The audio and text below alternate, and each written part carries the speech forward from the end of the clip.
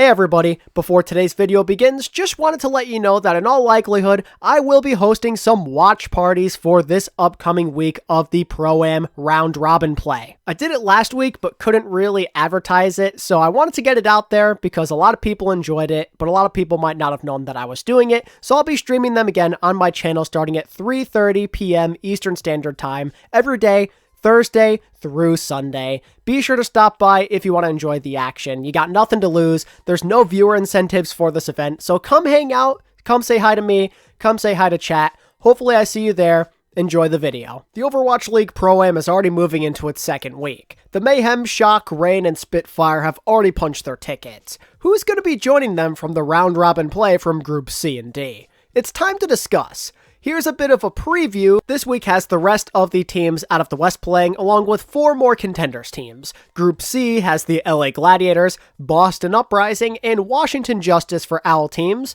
while Team Peps and Wisp join from Tier 2.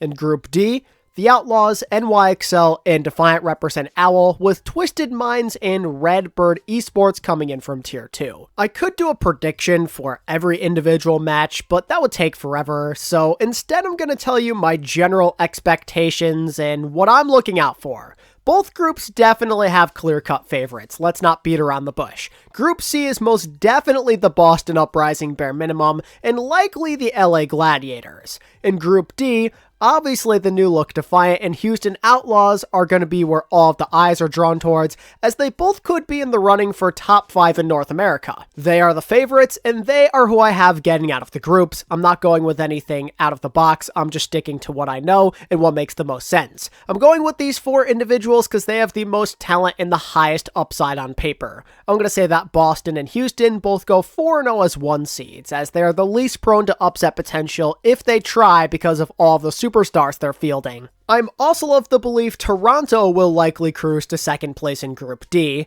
While there are some good Tier 2 teams in their group, the Defiant are a crazy strong Western group, and I think the likes of Kaluge, Hydron, and Ultraviolet are already proven stars in this league that'll be too much to handle. And considering that this entire group is close, and they've played together on teams in the past, they're going to be really hard to crack if you don't have enough superstars. Group C is the main point of interest when it comes to the second seed. LA have Kevster and a bunch of amazing players, but apparently their scrims have been lackluster, which could mean something here in the present, since it is still early on before the season is going, so there could be some growing pains that they're actually working through here in real time. The only good news for Glad's fans is the other teams in Group C don't have nearly as much star power. The Glad's individual pieces might be enough to get them over the hump, but sometimes the sum is greater than the individual, which is why there is room for some concern if they're off the mark with each other. No matter how good you are as a certain player,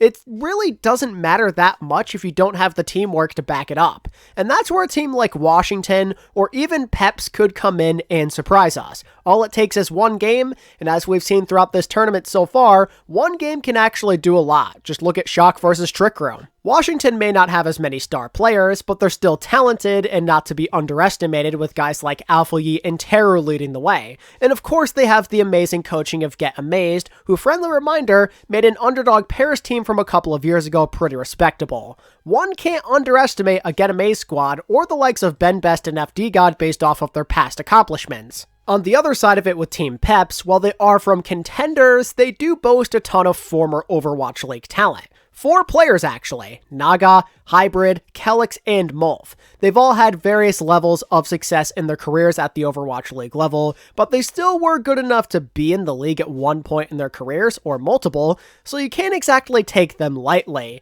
And I firmly believe that a Team Pep surprise run is possible, especially if the Glads fold. If they were to beat LA Gladiators, then that might be their ticket in. It feels unlikely, it feels like the Gladiators are definitely the second best team in this group, but you never know, especially this early on. If the Shock can lose to a contenders team, regardless of if it's on ping or not, so can the Gladiators. Anything is possible. To give an overview of the other teams not yet discussed, with Boston, it's just interesting to finally watch this team play. Their roster is full of so many notable names. How does their crazy support line do?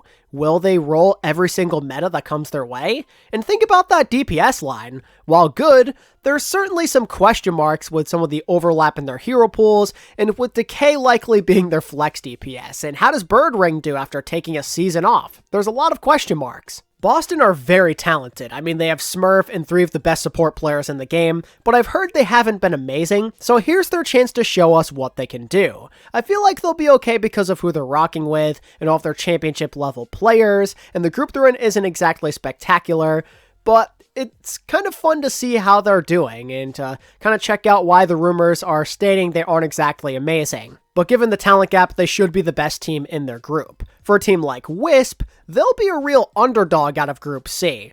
They're full of players that the casual fan has likely never heard of. No OWL experience whatsoever, and a low finish in these qualifiers to make it here means they definitely have their work cut out for them. Just being competitive and catching teams off guard is going to be their main objective. I'd say there's a good chance they end up going winless in groups just because of the talent and experience gap. Hopefully Jakaro 19 and the rest of those guys have something big for us though, so it's not a total snooze fest when they play. In Group D, that's where things are a bit interesting outside of the top 2. It probably won't mean anything because Houston and Toronto likely punch their tickets no issue, but New York, Redbird, and Twisted Minds will probably be engaged in a battle of underdogs, and it could go in any direction, like seriously. New York might be the OWL team here, they're fielding an interesting mixed roster and everything, but the rumor, of course, is they haven't been playing very well at all. The synergy is definitely lacking, and apparently they also lack a team translator right now, which isn't that great considering they are a mixed roster with multiple Korean players. Shockwave, Creative, and Fitz are all great pieces to have, but can their individual talents be enough to propel them? Or will the other members of this roster have to step up?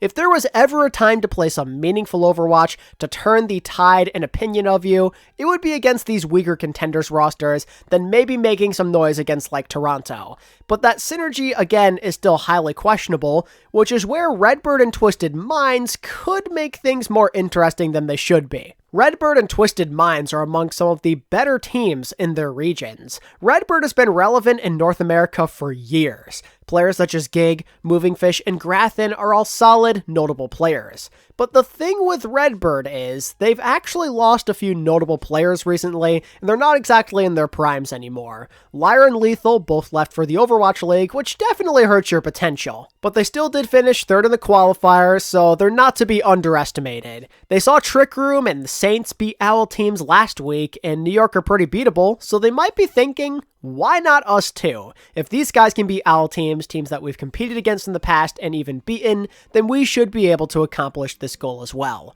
Redbird are still dangerous for sure, so you should definitely look out for the possibility of them making a run for that number 3 spot in the group. But who has an equally, if not better shot, is Twisted Minds. As the number 1 team out of the EMEA region, they are the strongest EU and the Middle East has to offer, even beating Peps convincingly to make it here. Like I said before, Saudi Overwatch is hella underrated. They are big into Overwatch esports, and their leagues are extremely competitive, popular, and the talent is abundant. This team in particular is pretty sick, highlighted by former OWL tank player KSA and flex DPS Phenom Quartz. Twisted Minds possesses strong mechanical talent. They're a damn near fully Saudi team, and they do this region proud. What makes them very fun is they're a big fan of D.Va, Echo, and Pharah, so definitely be on the lookout for that, as they could end up playing that stuff a lot more than what you're used to in this tournament. It should help them stand out a lot, for better or for worse.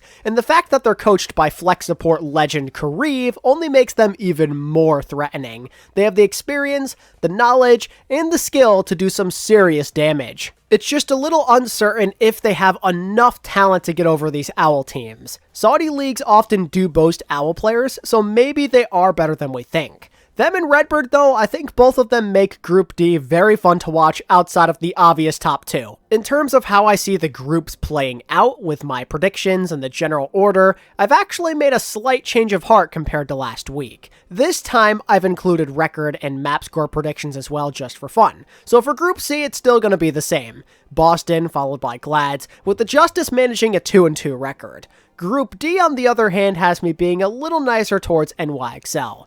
I'm still a little worried they're going to drop a match to either Redbird or Twisted Minds, but instead of dead last, I think they're going to be in a tie for 4th. This could truly end up biting me because, again, New York just have a lot of talent. I'm just going off rumors. But my thought process is that Twisted, Redbird, and themselves are going to split, but Twisted gets the edge with a random 3-mapper against, like, Toronto or something like that. It should be fun to see how wrong I end up being here, though. I wanted to be bold and not have everything be too predictable. In the alexyOWL, they have a lot of speculation going around about them right now, so let's make Group D a little spicy. And with that said, that's going to wrap up my preview, expectations, and prediction for Week 2 of the Pro-Am. Week 1 was amazing, and I'm very much looking forward to getting more OWL content this week. There's a lot of interesting teams that we get to see for the first time this week, so it should be a lot of fun. And if you're excited too, drop your preds in the comments below, like this video if you enjoyed, and subscribe to the channel if you want more Pro-Am content just like this.